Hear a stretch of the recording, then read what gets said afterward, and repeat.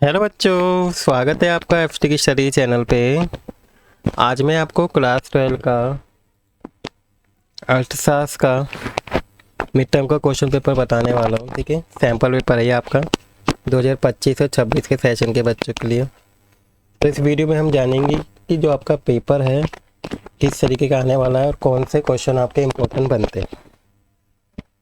ठीक है, तो आपका जो पेपर होगा 2 सेक्शन में होगा, खंड आ और खंड बा में। ठीक है, खंड आ में आपके समष्टि अर्थशास्त्र से क्वेश्चन पूछे जाएंगे। तो पहले इसके क्वेश्चन देखते हैं। आपसे सबसे फर्स्ट क्वेश्चन पूछा गया है कि निम्नलिखित में से कौन सी विशेषता मुद्रा पूर्ति M1 की विशेषता नहीं है। ठीक है, इसमें आपको देखिए जरूर ध्यान पढ़ लेना है, इसमें नहीं वाला बताना है।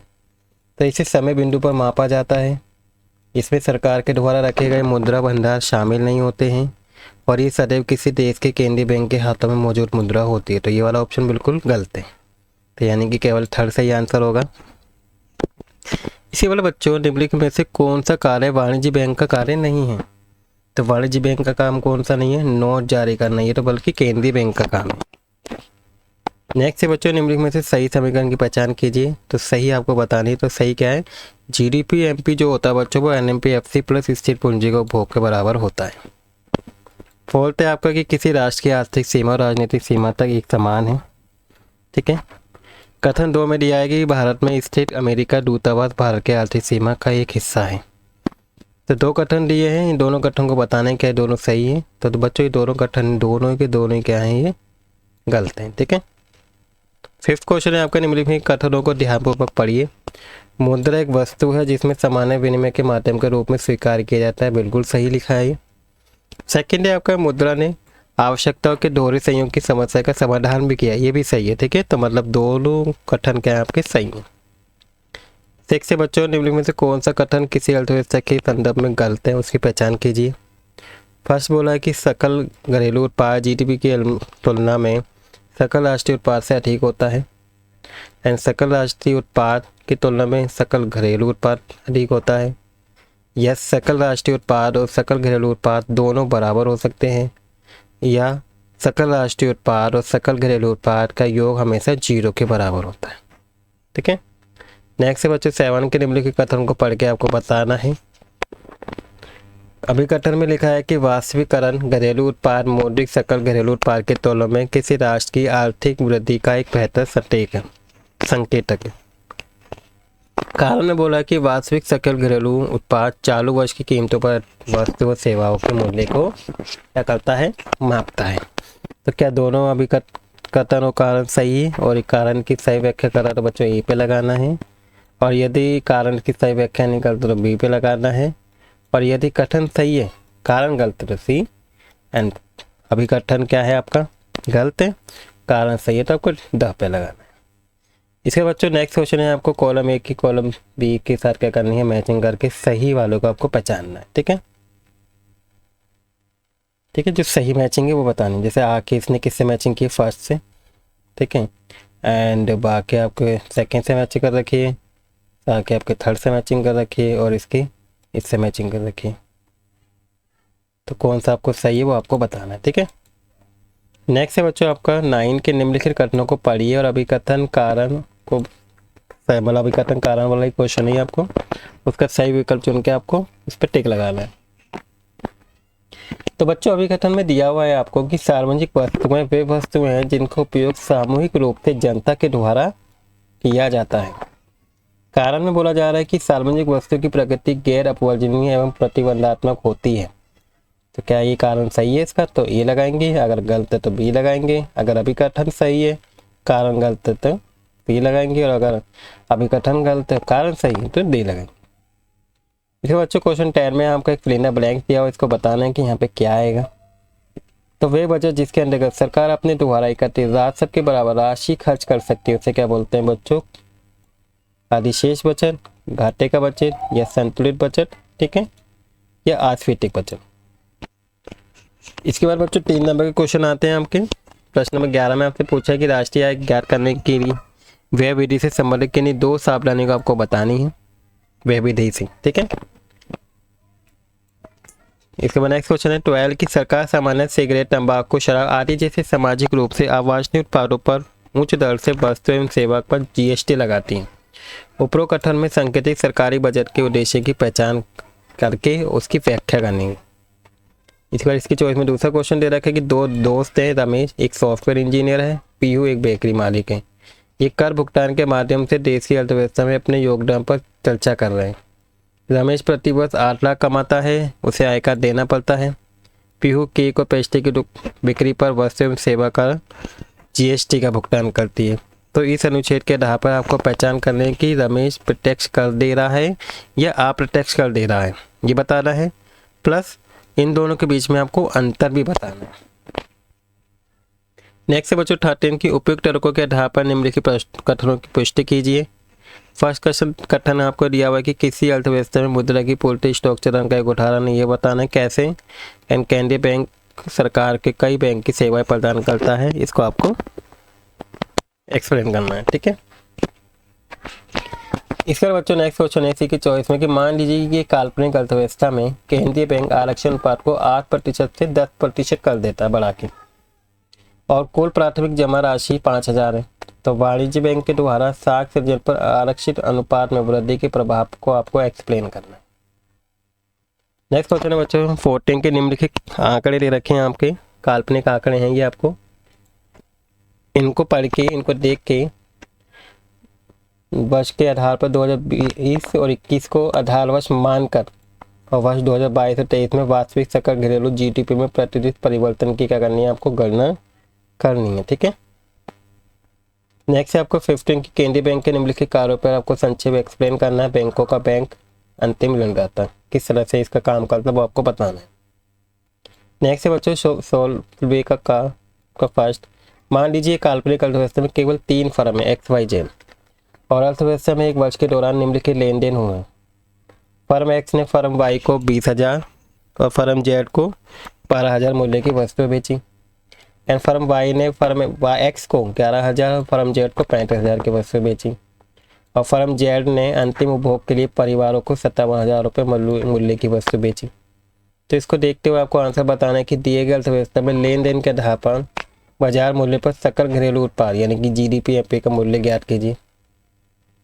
सेकेंड आपको क्वेश्चन दिया हुआ कि 2 नगरीय तीव्र ग्रामीण राजमार्गों के निर्माण का किसी अर्थव्यवस्था के सकल घरेलू उत्पाद और कल्याण पर संभावित प्रभावों को विस्तार से बताइए। इसी बार बच्चों इसी की चॉइस में सेकंड क्वेश्चन दिया है कि राष्ट्रीय आय की गणना करते समय आप निम्नलिखित के साथ क्या व्यवहार करेंगे, क्या किया जाएगा इसके साथ, कारण सहित बताना है। जैसे भारत में स्थित रूसी दूतावास में कार्यरत अनिवासी भारतीयों को प्राप्त वेतन को आप क्या करेंगे, उस पर शामिल करेंगे या नहीं, उस पर एक्सप्लेन करना है।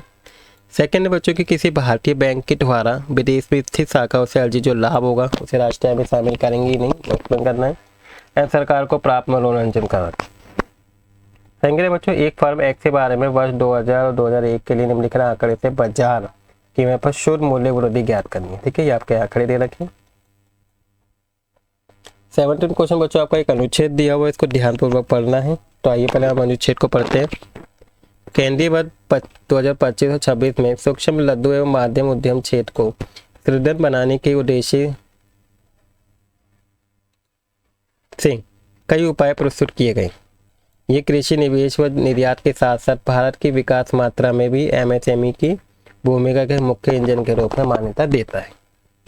भारत के औद्योगिक परिदृश्य में एक महत्वपूर्ण योगदानकर्ता के रूप में MSME क्षेत्र विनिर्माण क्षेत्र, निर्यात व रोजगार सृजन में महत्वपूर्ण भूमिका निभाता है। नए बजटीय प्रावधानों का उद्देश्य नवाचार को प्रोत्साहित करके प्रतिस्पर्धात्मक में वृद्धि करके तथा संसाधनों तक बेहतर पहुंच सुनिश्चित करके एक सुदृढ़ नींव का निर्माण करना है। इसके अलावा उद्यम पंजीकरण पोर्टल PM विश्वकर्मा, PMGP या SFURTI तथा सार्वजनिक क्रय नीति जैसी सरकारों के विद्यमान पहलों ने MSME को एकीकृत व सशक्त बनाने की दिशा में एक संयुक्त प्रयास को प्रदर्शित करना जारी भी रखा है। तो इस अनुच्छेद के आधार पर आपको पहला क्वेश्चन दिया हुआ है कि MSME भारत की विकास यात्रा में महत्वपूर्ण भूमिका निभाते हैं। तो क्या आप इस दिए गए कथन से सहमत हैं? आप अपने उत्तर के समर्थन में आपको तर्क प्रस्तुत करना है। इसके बाद बच्चों नेक्स्ट है कहा कि MSME को सशक्त बनाने के लिए सरकार के द्वारा उठाए गए कदम मुख्य उपायों की आपको व्याख्या कीजिए। तो बच्चों खंड बा आता है जिसमें आपकी दूसरी बुक यानी कि भारतीय अर्थव्यवस्था के विकास से क्वेश्चन दे रखे। तो इसमें फर्स्ट क्वेश्चन दिया हुआ है 18वां की 2 कथन दे रखे हैं, ये आपको बताना है सही है गलत है। कथन 1 में लिखा है कि उपनिवेशी शासन के दौरान बुनियादी ढांचे जैसे रेलवे, डाक, टार आदि का विकास किया गया। कथन बी में दिया हुआ दूसरे में कि भारत में बुनियादी ढांचे के विकास का वास्तविक उद्देश्य ब्रिटिश हितों को मजबूर करना था। तो क्या दोनों स्टेटमेंट सही है गलत है? तो इसके अकॉर्डिंग आपको आंसर देना है। नेक्स्ट है बच्चों 19वां के निम्नलिखित विकल्पों में से कौन सा विकल्प कृषि विपणन प्रणाली के अनुपयुक्त संगठक का संयोजन है? तो कौन सा है? संग्रहण, भंडारण, प्रसंस्करण, पैकेजिंग, या उत्पादन, संग्रहण, प्रसंस्करण, वर्गीकरण, या संग्रहण, प्रसंस्करण, पैकेजिंग, परिवहन, या प्रसंस्करण, पैकेजिंग, वर्गीकरण, या वितरण।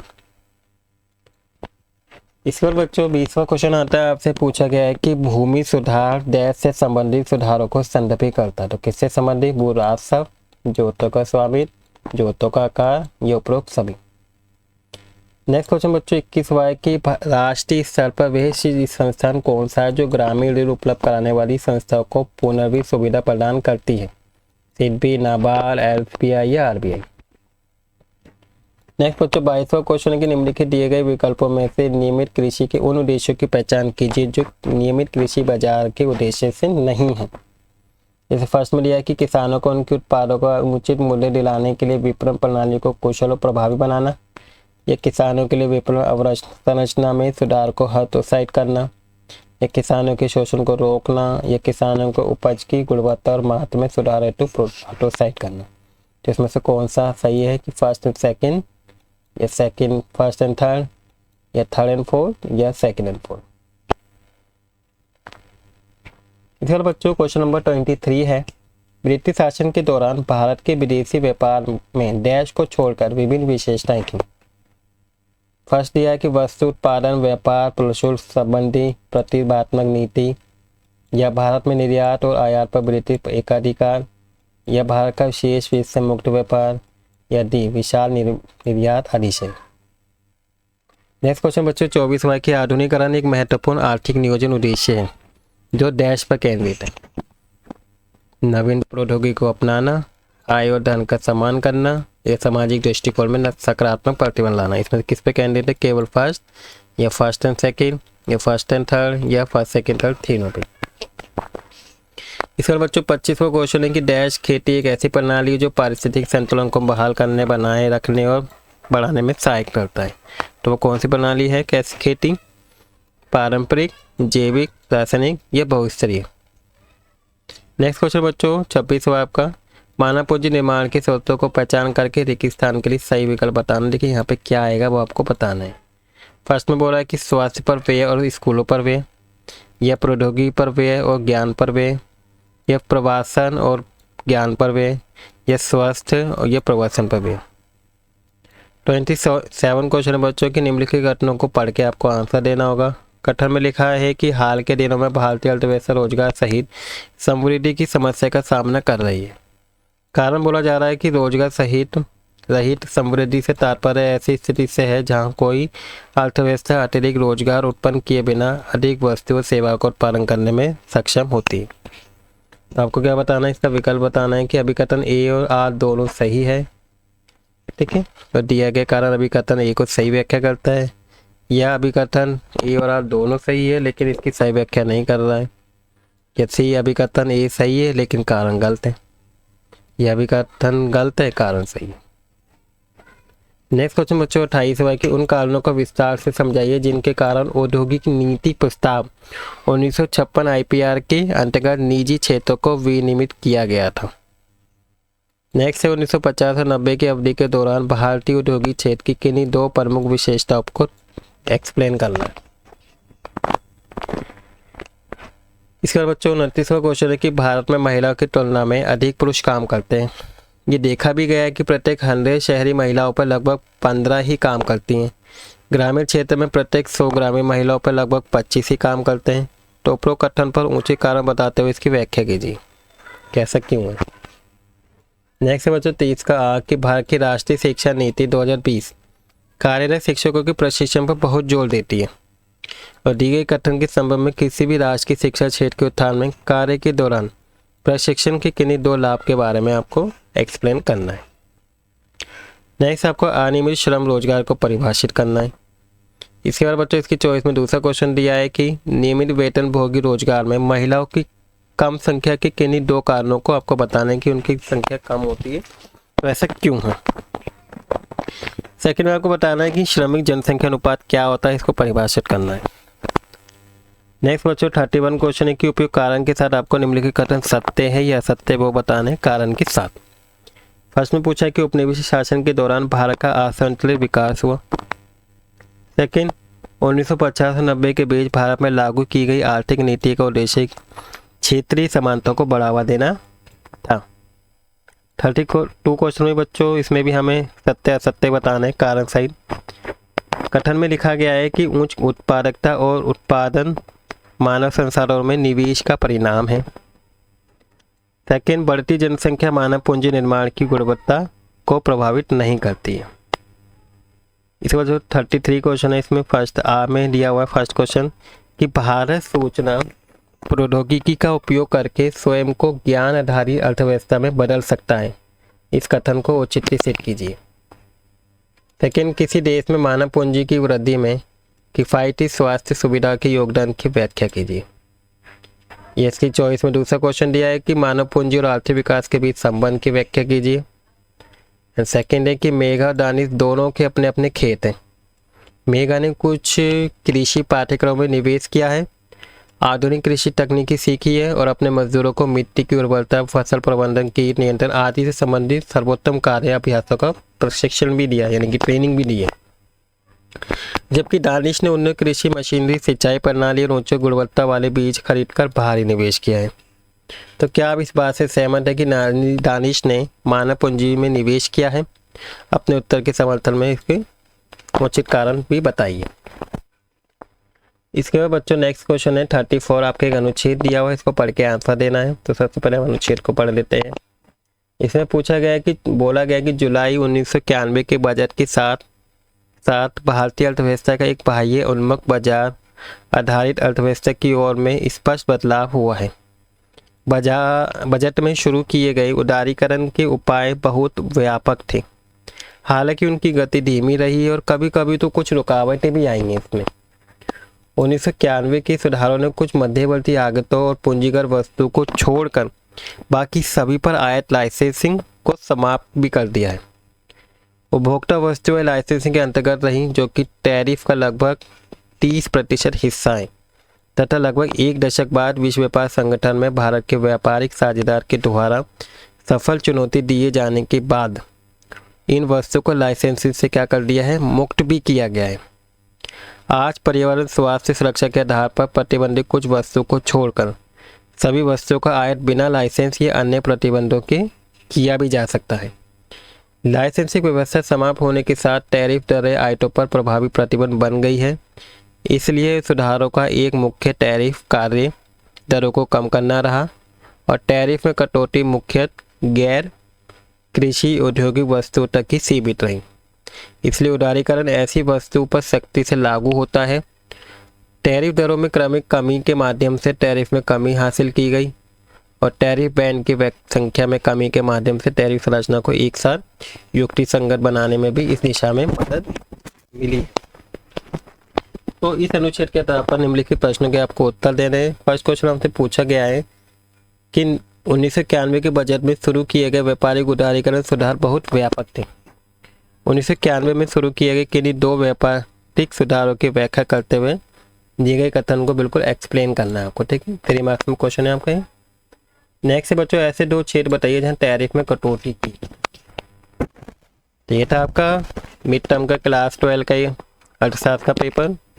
आई आपको समझ में आ गए होंगे सभी क्वेश्चन, कैसे कैसे आपके क्वेश्चन आने वाले हैं ना। आपको वीडियो भी अच्छी लगी होगी बच्चों। अगर आपको वीडियो अच्छी लगी तो प्लीज़ वीडियो को लाइक कर दीजिएगा और अगर आप इस चैनल पर नए हैं तो प्लीज़ चैनल को सब्सक्राइब कर लीजिएगा।